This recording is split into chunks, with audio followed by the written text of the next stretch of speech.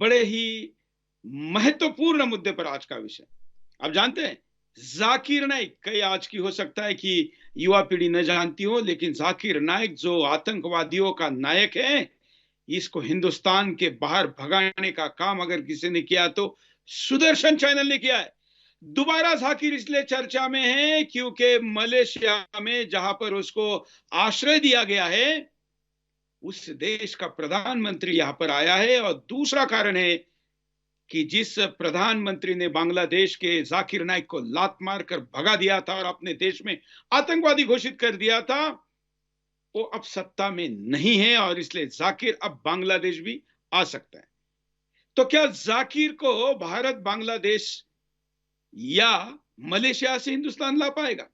फिलहाल तो यह मुद्दा मलेशिया से ज्यादा संबंधित है और इसलिए मलेशिया के प्रधानमंत्री का यहां आने के दरमियान इस मुद्दे को उठाकर हम उन पर दबाव बढ़ाकर भारत सरकार भी जाकिर नाइक के अपराधों को सजा देने के लिए उसको यहां पर लाए। इसलिए आज का बिंदास बोल हम आपके सामने करें। पहले विस्तार से मुद्दे को समझें।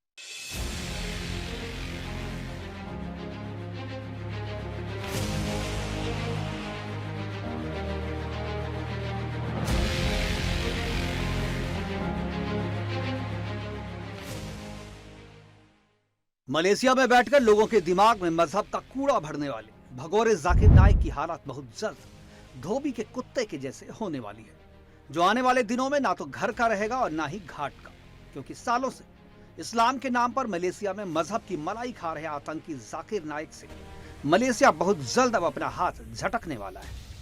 मलेशिया के प्रधानमंत्री अनवर इब्राहिम ने भगोड़े इस्लाम के प्रचारक जाकिर नाइक के प्रत्यर्पण को लेकर अपना मत साफ कर दिया है।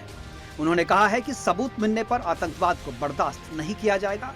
मलेशियाई प्रधानमंत्री अनवर इब्राहिम ने कहा कि अगर भगोड़े कट्टरपंथी इस्लामिक प्रचारक जाकिर नाइक से जुड़े मामले में पर्याप्त सबूत पेश किए जाते हैं तो उनका देश आतंकवाद को बढ़ावा नहीं देगा। भारत दौरे पर आए मलेशिया के प्रधानमंत्री अनवर इब्राहिम ने जाकिर नाइक का मुद्दा भारत के उठाए बिना अपनी तरफ से उठाया। इसका मतलब यह है कि आतंक के सरगना जाकिर नाइक का हुक्का पानी मलेशिया में बहुत जल्द बंद होने वाला है और नाइक बहुत जल्द इस्लामिक देशों की ठोकरें खाने वाला है। ऐसे में मलेशिया ने अपने खिलाफ माहौल बनता देख जाकिर नाइक क्या कदम उठाता है और तुर्की आदि किस कट्टर इस्लामिक देश में शरण लेता है, यह देखना दिलचस्प होगा। या नाइक के कहीं भी शरण में लेने से पहले भारत ही उसे धर दबोच सकता है, क्योंकि भारत अपने मोस्ट वांटेड आतंकियों के खिलाफ फुल एक्शन मोड में है। ऐसे में जाकिर नाइक समेत आतंक का कोई भी हिमायती मोदी सरकार की नजरों से बचने वाला नहीं। Bureau report, Sudarshan news.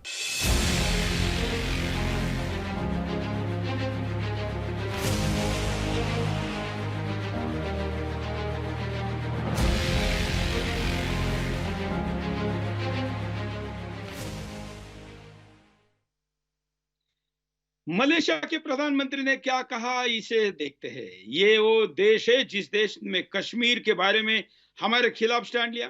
ये वो देश है जो दुनिया के अन्य मंचों पर भी हमारे खिलाफ क्या क्या बोलता है। आज हमको ये देखना है कि उसने क्या कहा। I'm concerned. Now, issues if raised by countries to contain, to secure understanding, and to ensure that we have good bilateral relations would continue.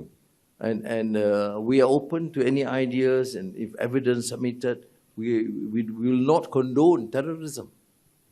But you have to produce a compelling case to support.